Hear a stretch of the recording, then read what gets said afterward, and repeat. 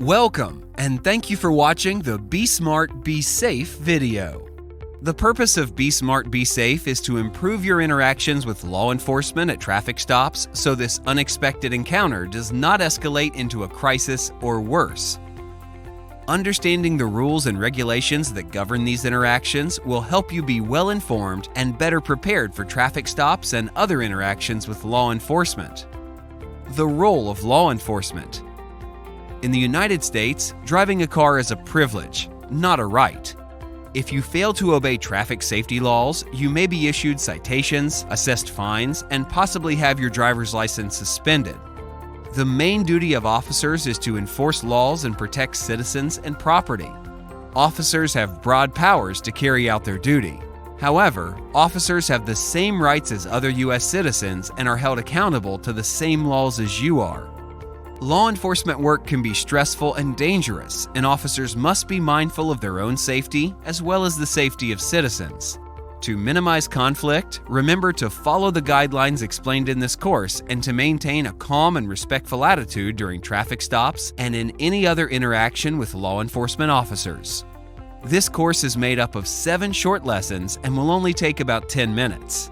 Let's get started. Lesson 1. You see red and blue lights in your rearview mirror. Robert was driving home after school when he saw red and blue lights in his rearview mirror. He starts to panic, thinking, "Why are they following me? Should I pull over?"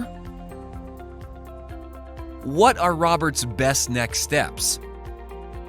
Pull over to the right-hand side of the road as soon as he safely can, with no delay, so the officer doesn't think he's being evasive. Once at a stop, he discontinues his cell phone call, turns off the music, and rolls down his window. While waiting for the officer, he doesn't fiddle with anything so as to not create suspicion from the officer. If you find yourself in this situation, remember, your goal is to ensure a quick, legal traffic stop so that you and the police officer both go home safely.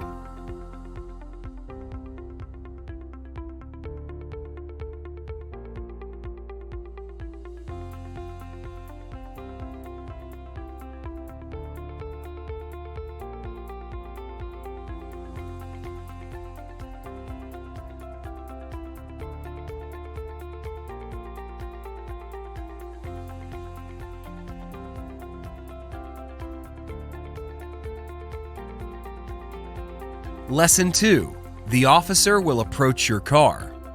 As the officer approaches his car, Robert remains in the car and places his hands on the steering wheel so they are visible.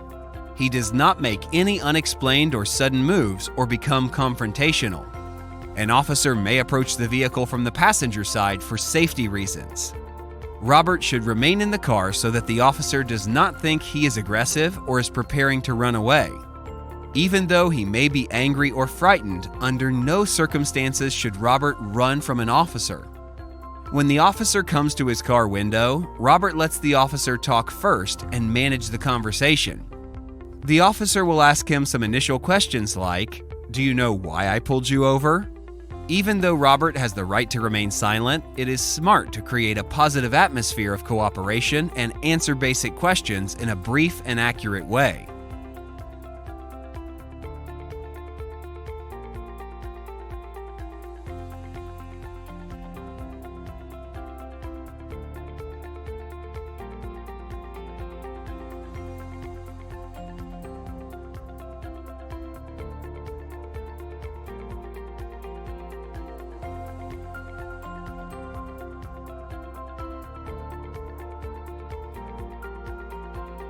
Lesson 3. The officer will ask for your license and insurance. The officer asks Robert for his driver's license and proof of insurance. He communicates with the officer about his movements. For example, if the documents are in the glove box, he should inform the officer that he is going to open the glove box to retrieve the documents. Robert should notify the officer if there is a firearm inside the vehicle. He should not hand his wallet or purse to the officer. He asks permission to get the documents, hands them to the officer, and then puts his hands back on the steering wheel. Remain calm and respectful during this process. Robert should never give the officer a fake ID. This is a serious offense and could result in his license being suspended. A driver or passenger can be arrested for giving false identifying information to an officer. He should not suddenly reach in his pockets or under the seat. The officer may think he is reaching for a weapon. If an officer feels that their safety is threatened, they have the right to use force to defend themselves.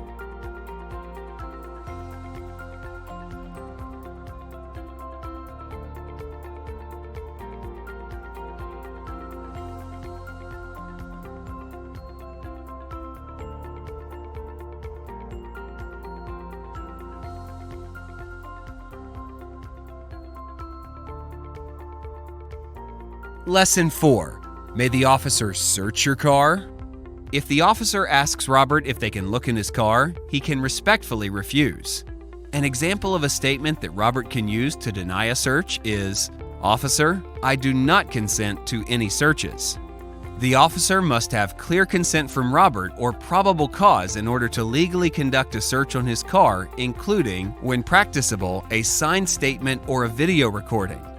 Some examples of probable cause include the officer detecting the odor of marijuana, observing beer cans, liquor bottles, or other contraband in plain sight.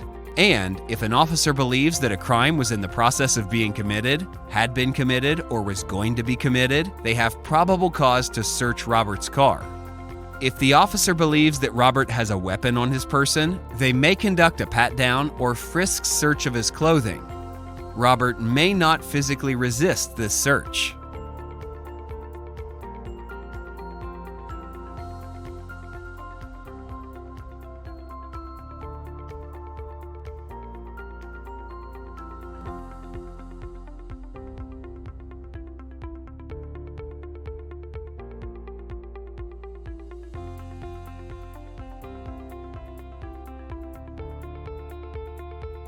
Lesson 5. The officer may give you a ticket. After the officer receives Robert's documents, he or she will return to their vehicle to verify the documents and check for any outstanding warrants. The officer will then return to Robert's car and explain why he pulled him over. He may issue him a citation or give him a warning. If the officer gives Robert a ticket, he must sign the ticket. By signing the ticket, he is not admitting that he is guilty. He is just agreeing to appear in court within the time specified. Robert must not disregard the ticket. He should tell his parents or caregivers right away. He also must contact the court within the appointed time on the ticket and follow all directions. Failure to appear in court at the appointed time may lead to additional fines and possibly a warrant for his arrest.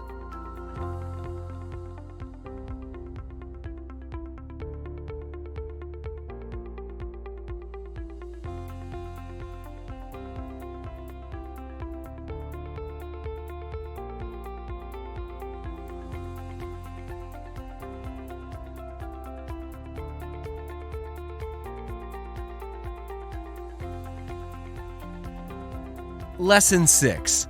The officer will let you know when you are free to go. The officer will return to his vehicle and let Robert know that he is free to go. Even if he feels he did not deserve a ticket, this is not the time for him to argue with the officer. The proper place to explain his position is in court, not by the side of the road. He should never confront or threaten an officer, and under no circumstances should he physically touch an officer. Above all, Robert does not want an arrest on his record. Fairness will be determined in court, where Robert may argue or appeal his case. If he has any specific questions, he should contact a lawyer to seek legal advice. If both Robert and the officer maintain a courteous attitude and stay calm, a potentially stressful interaction will not escalate into a crisis, and all parties will get home safely.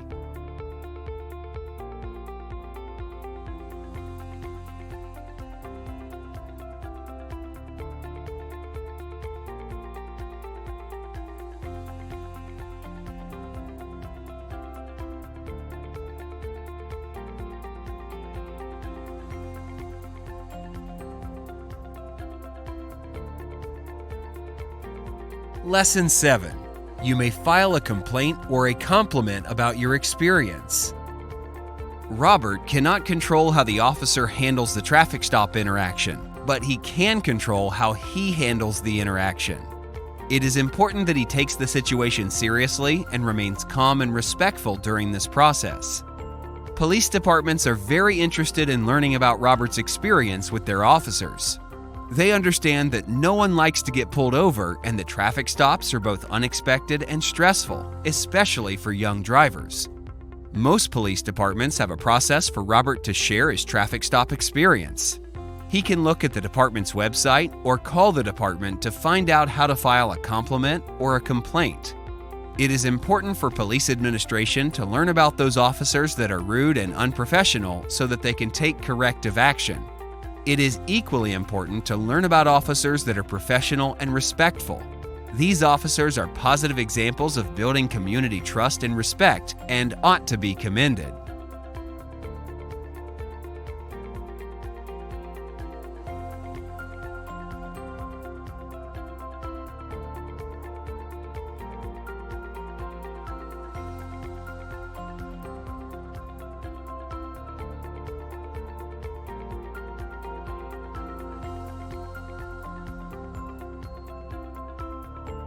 Thank you for completing the Be Smart, Be Safe course.